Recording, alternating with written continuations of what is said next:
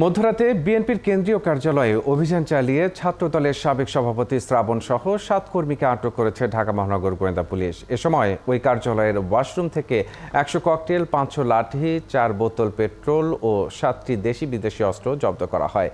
মঙ্গলবার রাত 12:30টার দিকে ঢাকা মহানগর গোয়েন্দা পুলিশের অতিরিক্ত কমিশনার হারুনুর রশিদের নেতৃত্বে এ অভিযান চালানো হয়। অভিযান শেষে ডিবি প্রধান বলেন, যারা গুজব ছড়াচ্ছে এবং অর্থ বিনিয়োগ সহ রাজনৈতিক উদ্দেশ্যে ছাত্রদের ব্যবহার করছে তাদের গ্রেপ্তারের কাজ করছে ডিবি পুলিশ।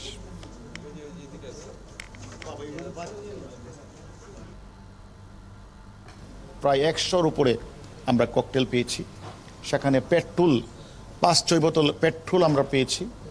তারপরে 500 লাঠিসোঁটা 2-3টা রুমে ছিল, 500 লাঠিসোঁটা ছিল, 60টা দেশি বিদেশি অস্ত্র ছিল।